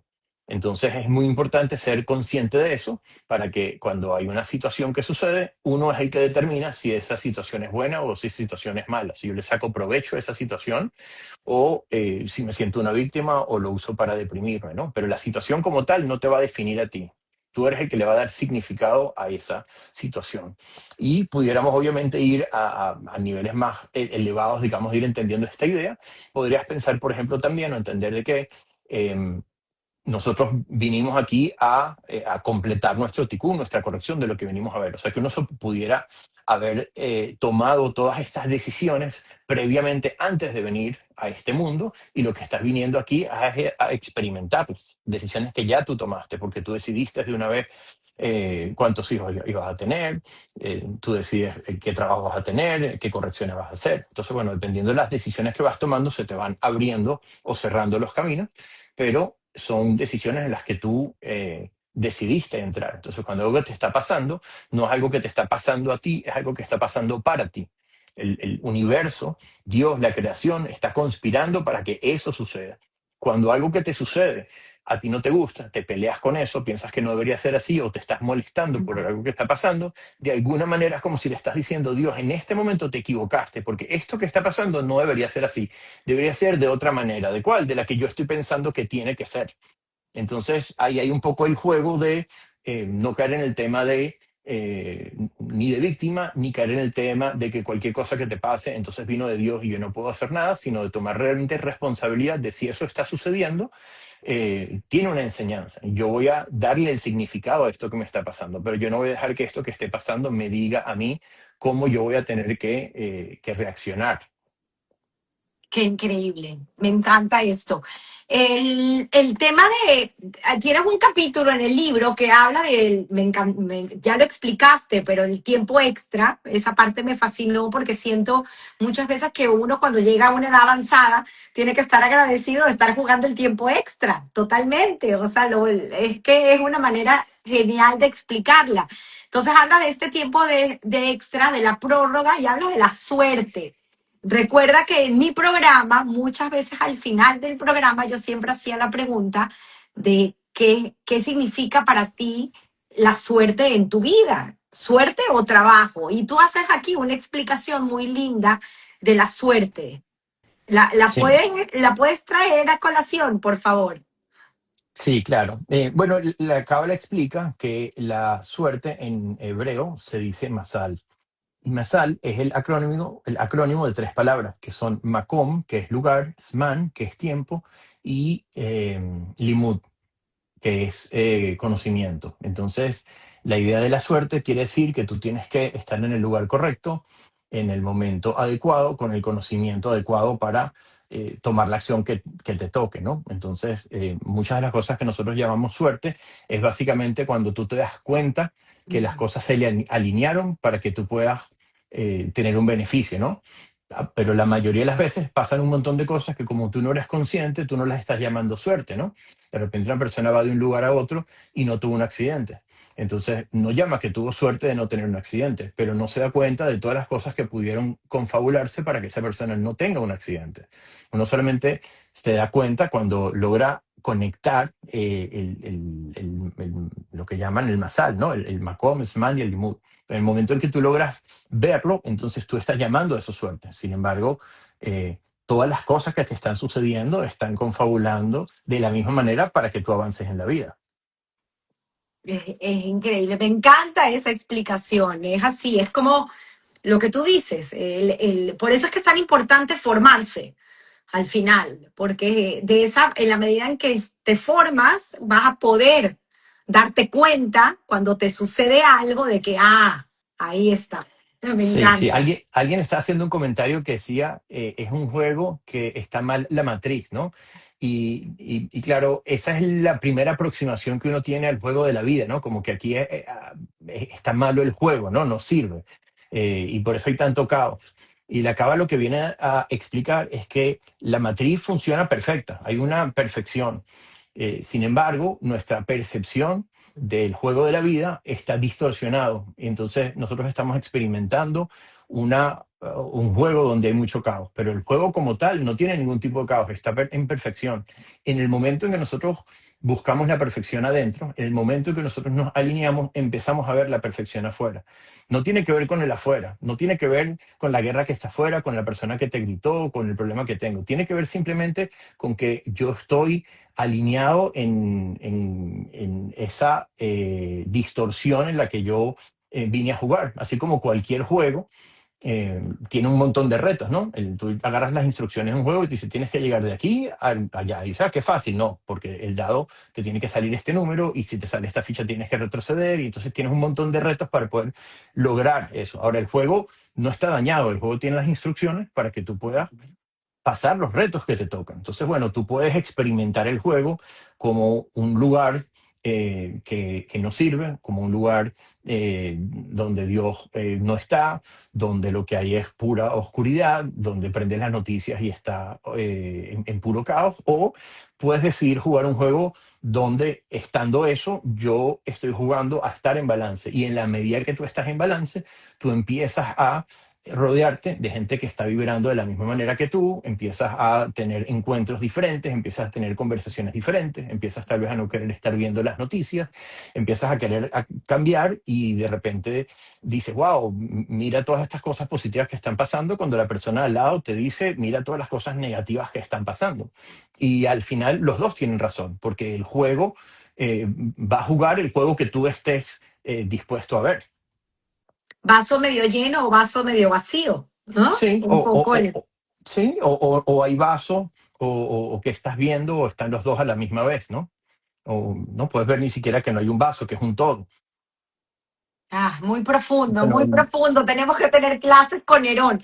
De hecho, al final del libro, el Nerón nos dice, como bien es así, que la cantidad de preguntas que uno tiene al terminar de leer el libro. Y tienes aquí un código para que la gente entre y puedan interactuar contigo y podamos tener pues varias respuestas. Y te invito, por favor, a que nos des clases. ¿Ah? Eso es algo que sería maravilloso tener contigo, pero bueno, una última, por favor, porque es otra de las cosas que discutí contigo fuera de cámara, que me llamó mucho la atención acerca del tema del bien y el mal, porque es como, ok, yo tengo esta información conmigo, pero la puedo usar para hacer el bien o la puedo usar para hacer el mal, un poco para complementar esta pregunta que te hizo del tablero con una mala matriz. O sea, ¿será que estoy jugando hacia el lado no correcto de la historia, por llamarlo así? Sí, bueno, ¿Cómo se explica? la cabra no se acerca a la vida en términos de bueno o malo, o de bien y mal. Esa no es la aproximación que tiene, ¿no? Una persona, digamos, puede ser sabia y justa, o una persona puede ser débil, ¿no? Eres débil ante tu deseo instintivo hacia tu ego, o eres sabia porque logras controlarlo, ¿no? Entonces, la palabra mal en hebreo es ra, que es el acrónimo de dos palabras que son Ratzon Atzmi, que es deseo egoísta. Lo que llama la cabra, digamos, el mal, cuando lo llama un deseo egoísta. O sea, que yo estoy queriendo mucho, pero estoy queriendo a mí, ¿no? O sea, esta energía, digamos, de Dios es una energía dadora, expansiva, ilimitada. Entonces, es lo único que existe. Entonces, para poder crear un mundo donde existía, digamos, el mal, lo que hizo fue que creó esta limitación del mundo físico, donde ahorita yo puedo querer infinito, pero a mí. Sigue siendo una energía de amor, porque es la única energía que existe en el mundo. Pero es una energía donde yo estoy pensando solamente en mí. Le quiero dar mucho, pero a mí.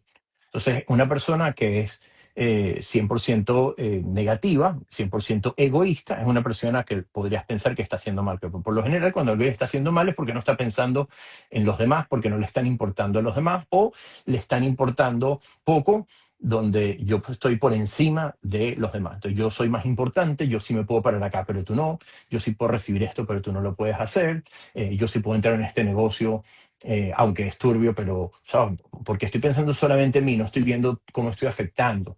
Nosotros los venezolanos, si hacemos un poquito zoom out y vemos las reacciones que generaron un poco la situación donde estamos, podemos ver que hay mucho de eso que sucedió y cada uno de alguna manera es responsable de cuando actuó en Venezuela de alguna manera egoísta, ¿no?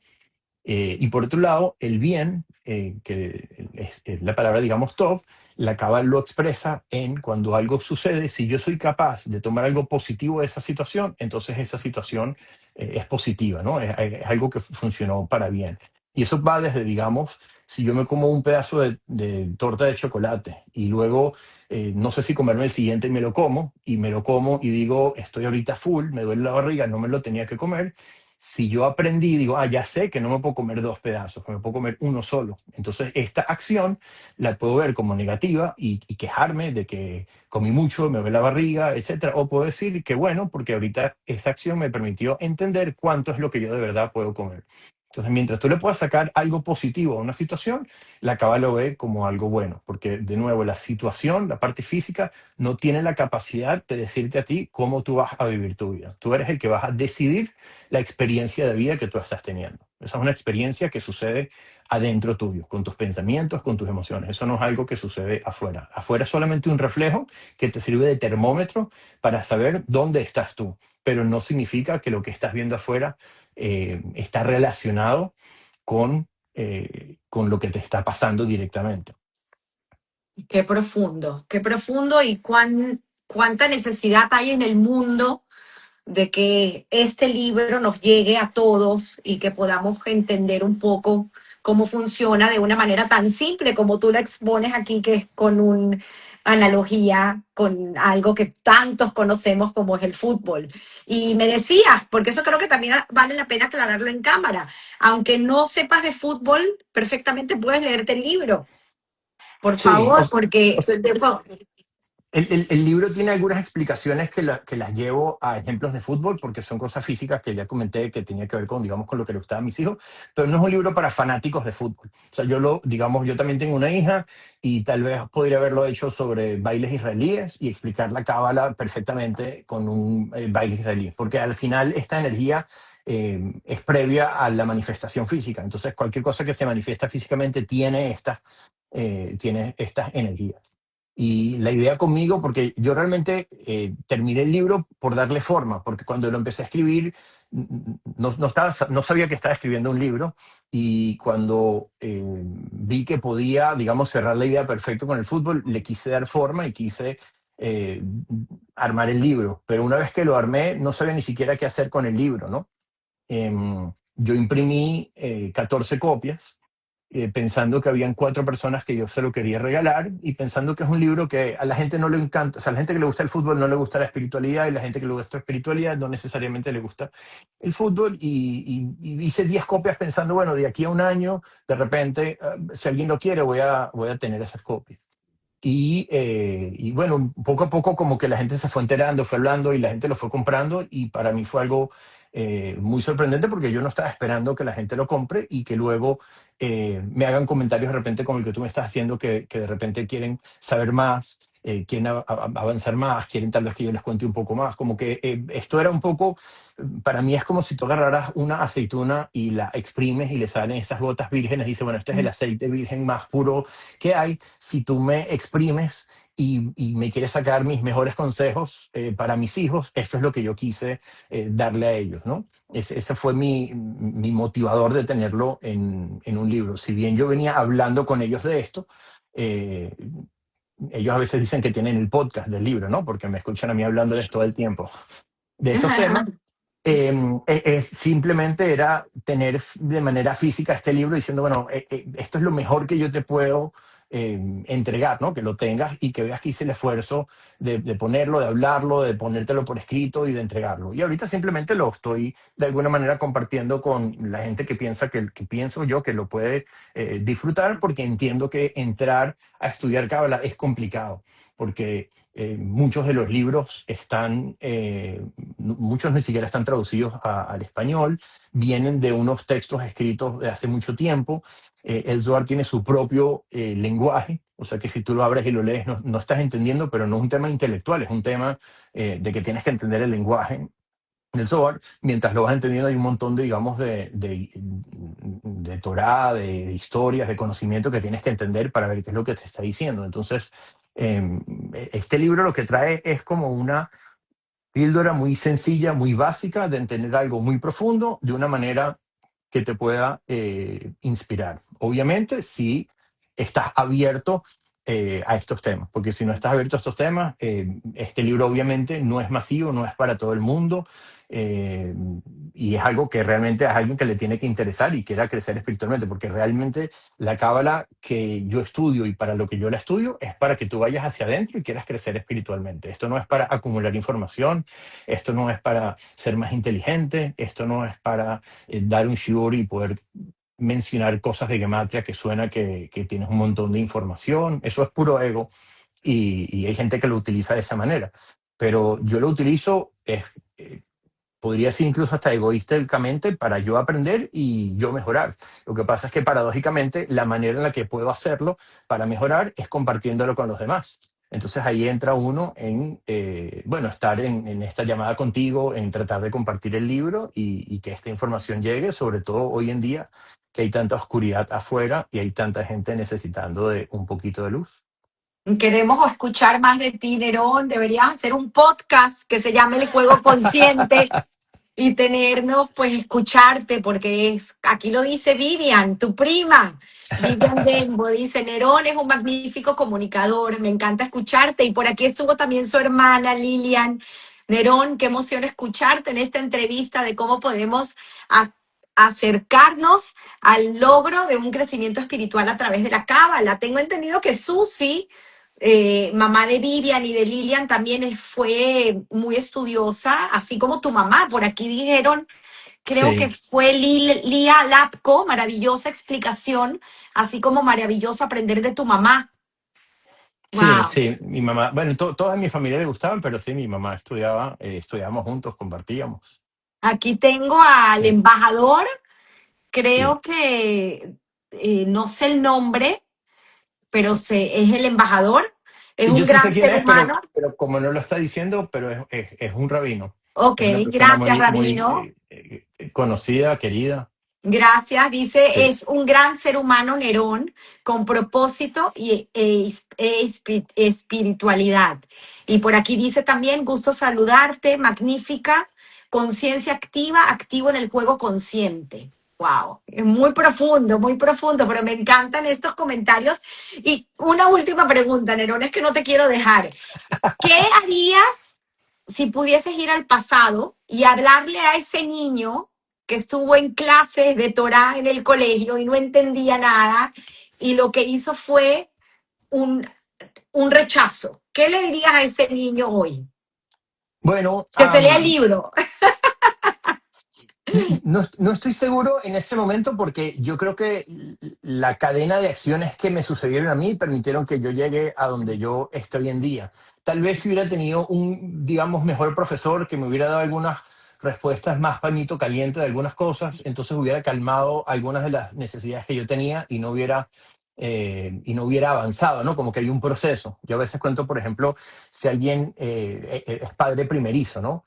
Y le preguntas cuando tiene un bebé con 3 meses, dice, ¿qué es ser padre? Te va a dar un listado inmenso de cosas, ¿no? Tienes que tener el tetero a tiempo y tienes que pararte temprano y ya no puedes dormir y tienes que comprar todas estas cosas, ¿no? Como que hay un montón de cosas. Cuando de repente tiene un hijo que tiene ya 2 años, le preguntas, también hay un montón de cosas. Bueno, tienes que tener mucha paciencia y tienes que estar enseñándole estas cosas y no lo puedes dar un momento tranquilo. Y luego tiene 10 años, entonces, bueno, también tienes un montón de cosas que le va mostrando. De repente ya es adolescente y le preguntas y dice, bueno, ya no tienes que estar pendiente de si se lava los dientes o si se bañó, pero con los estudios y tienes que tener paciencia porque de repente tiene actitudes nuevas que no conoces y tiene todo su reto, ¿no? Y así vas avanzando. Sin embargo, si le preguntas a ese mismo papá cuando ya va a ser abuelo y tiene este niño y alguien le pregunta, ¿qué consejo me darías para ser papá? No te va a decir ni que le tienes que no vas a dormir, ni que tienes que darle tetero, ni que tienes que hacer un montón de cosas. Lo más probable es que te diga,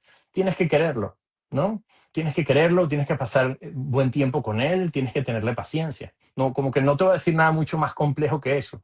Y a la final, todas las otras cosas que él hubiera dicho en todo su pasado eran correctas para ese momento. Pero al final, si uno logra hacer el zoom out y entender, es mucho más simple que el donde uno cae en el día a día, que se deja llevar por los pequeños detalles y se pierde a veces la esencia, ¿no?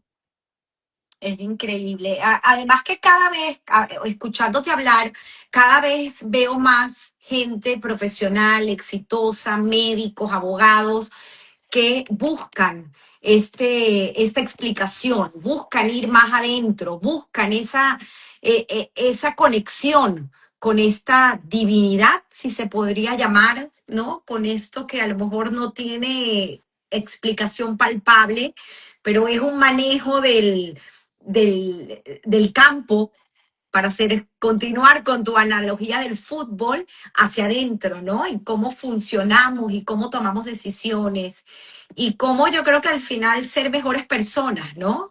Sí. Algo tan importante, tú lo dijiste, ¿no? Librarnos un poco de esa oscuridad y traer un poco de luz y que creo que cada uno es responsable de hacerlo. Me encanta. Sí, para mí ni Eh, siquiera tiene que ver con un poco, digamos, para mí es inconcebible que alguien hoy en día pueda vivir en un mundo tan demandante y con tantas necesidades de todo tipo, sin buscar un balance con algún área espiritual. O sea, yo no entiendo cómo alguien podría estar en balance y disfrutar sin apagar el teléfono un día a la semana, sin tener este balance, sin entender las situaciones que van pasando. Y tampoco se trata mucho de a veces como de ser mejor persona, porque mejor, ¿qué significaría, no? Yo creo que esto tiene que ver con eh, ir hacia adentro.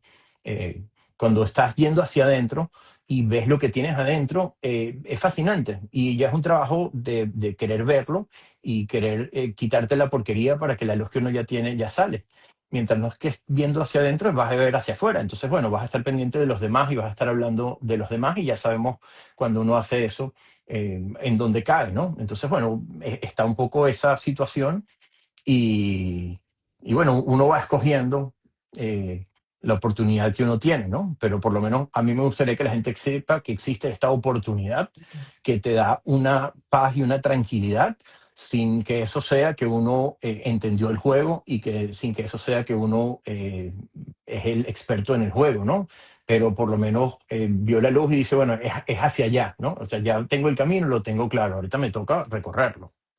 Hablando sobre la luz, ya no es una pregunta mía, es el público que quiere seguir y dice Vivian, Nerón, explícanos la restricción para recibir más luz. Sí. Bueno, yo conté el ejemplo del bombillo, que tienes el polo positivo, el negativo y la resistencia. Para que el bombillo dé más luz, tú no necesitas meterle más electricidad, sino que necesitas hacer más restricción. O sea, tú no le tienes que pedir más luz a la vida. Si tú le preguntas hoy en día a tu vida eh, que te ayude, no tiene más vida para darte. La vida te está dando todo lo que tú necesitas en este momento. La vida no tiene más nada que darte que el momento presente que tú estás viviendo. La manera en que tú revelas más luz es quitándote porquería. Entonces, esa, digamos, porquería es lo que está impidiendo que la luz se revele. Pero no hay más luz, no hay que buscar. O sea, tú no tienes que estar pidiéndole a Dios que te dé más luz. Él ya te la dio. La vida ya te dio todo lo que tú estás necesitando. No hay más vida que pedirle a la vida que no sea entender el mensaje que te está dando la vida, agradecerlo, entenderlo, vivirlo, estar abierto a ver qué es lo que te está queriendo decir. Limpiarte un poco ese concepto de la limpieza. Sí, sí. Ahí en la cabla a veces lo explican un poco como si hay una lámpara y tú te vas quitando la ropa y la vas poniendo encima, ¿no? Entonces, la lámpara tiene la misma cantidad de luz, pero está alumbrando menos porque tú le estás poniendo cosas encima. Entonces, el trabajo no es traer más luz, el trabajo es quitar la porquería para que la luz que uno tiene pueda surgir. Que eso de alguna manera da una tranquilidad, porque si yo tengo que buscar luz en algún lugar, tal vez puede generar un poco de ansiedad. Pero si ya la tengo, entonces, bueno, me da un poco de tranquilidad, porque no tengo que buscar nada que no tengo. No tengo que llegar a un lugar que no sé cómo llegar, solamente tengo que ir hacia adentro. Y hacia adentro es lo que yo soy, porque al final tú estás con tus pensamientos y con tus emociones las estás viviendo. O sea, tú crees que estás viviendo el mundo afuera, pero el mundo que está afuera lo estás viviendo y lo estás sintiendo adentro, no lo estás sintiendo afuera, no lo estás viendo afuera. Tú crees que a veces que lo estás viendo afuera, pero si pones a dos personas a que te narren un partido de fútbol, los dos van a contar partidos de fútbol totalmente diferentes, sobre todo si son dos equipos diferentes. El problema no es el partido que está sucediendo, sino es cómo estás tú narrando el partido que estás viendo.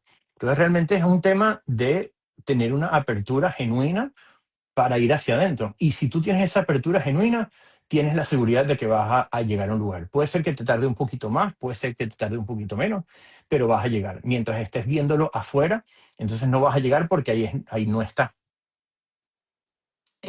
Ahorita me hiciste pensar, acabo de recientemente estar en un concierto con Ricardo Arjona y él estaba hablándole a una persona y esa persona andaba con el teléfono filmándole.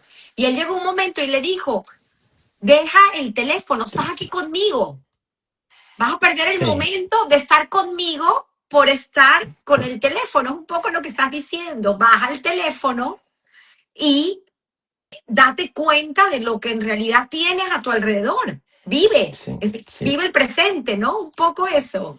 Es muy simple, pero nosotros lo hemos complicado y lo hemos ensuciado tanto que a veces no lo vemos claro. Entonces, en lo que empiezas a quitar un poquito la porquería, lo empiezas a ver más claro. Wow, Nerón, yo quiero más. Estoy segura que la gente que ha estado aquí quiere más.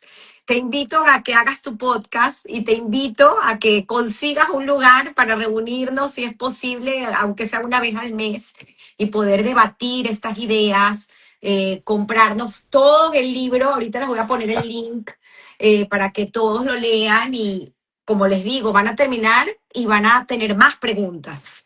Es la idea, Sí, ¿no? sí, es la idea, es la idea. Bueno, es la vida, ¿no? Cuando ya no tienes más preguntas y no tienes más deseo, entonces ya no hay más vida. Así es, así es. Así que todos queremos llegar al tiempo extra, y eso se me quedó muy grabado.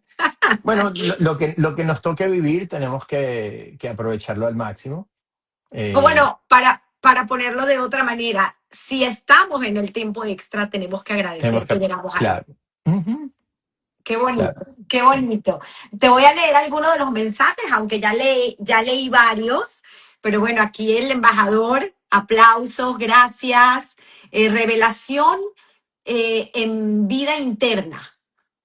Nos comenta algo que estábamos hablando, revelación en vida interna.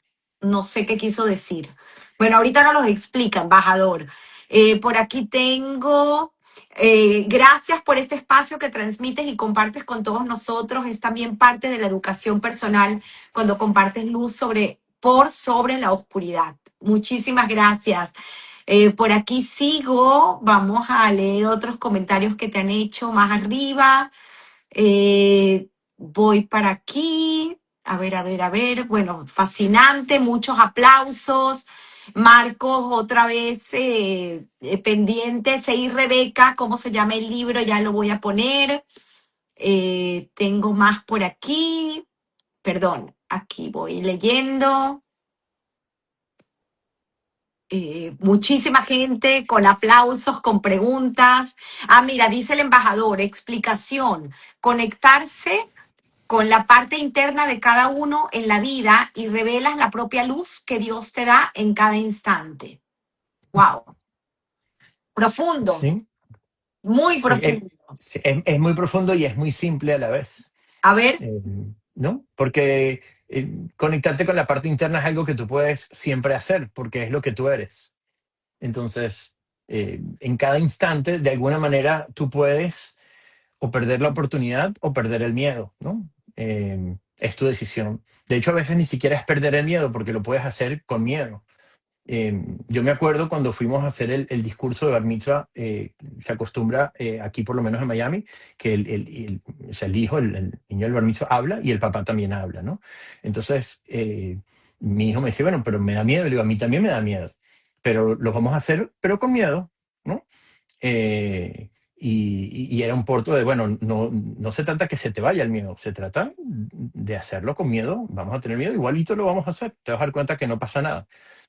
De hecho, me acuerdo que cuando arranqué el discurso, digamos, yo estaba muy presente en lo que estaba pasando, ¿no? Lo estaba disfrutando tanto que me quedé callado, ¿no? Eh, como estando en la situación, ¿no? Como estando presente. Y mi hijo me tocaba como papi, ¿no? Como empieza.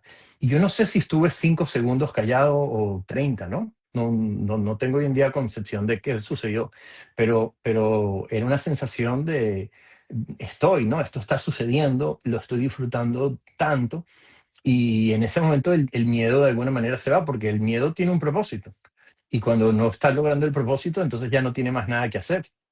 Entonces, tener miedo es muy bueno porque es muy buen motivador. y el pensar de que, bueno, puedo o suelto el miedo o suelto la oportunidad. Cuando quieres más la oportunidad que el miedo, cuando tienes deseo realmente de algo, entonces, bueno, pasas un poco ese miedo y lo avanzas, ¿no? O sea, por ejemplo, para mí hablar de Cábala, no siendo un rabino, es incómodo, ¿no? Porque esto como que es un área que muchas personas podrían pensar, bueno, esto no es tu área de experticia, ¿no? Eh, pero yo lo estoy haciendo genuinamente desde el corazón de tratar de compartir esta información. Entonces, bueno, el que quiera aprender más, que vaya donde los rabinos cabalistas, que vaya a aprender, que vaya a conocer. Yo no tengo mucho más que ofrecer hoy en día que esta apertura del libro, ¿no? Pero mientras lo estés haciendo de una manera genuina, tienes que ir y vas a tener un montón de paredes y un montón de miedos enfrente. Entonces, es la manera en la que la vida te dice, es por aquí, ¿no? No es húyele al miedo, sino siente el miedo y mira qué es lo que te está tratando de decir. Pero es una combinación perfecta, porque mira, aquí el embajador, voy a leer sus comentarios, pero el tenerte a ti es menos intimidante y nos permite como que hacer más preguntas y no caer en lo tonto porque pensamos que no sabemos, que somos ignorantes y nos ayudas a salir de esa ignorancia haciendo más preguntas y invitándonos a estudiar.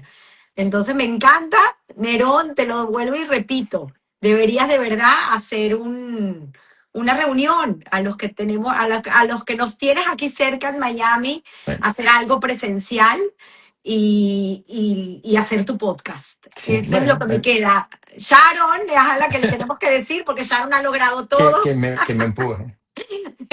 Sharon, te Sí, dejo este reto que empujes a Nerón a hacer su podcast.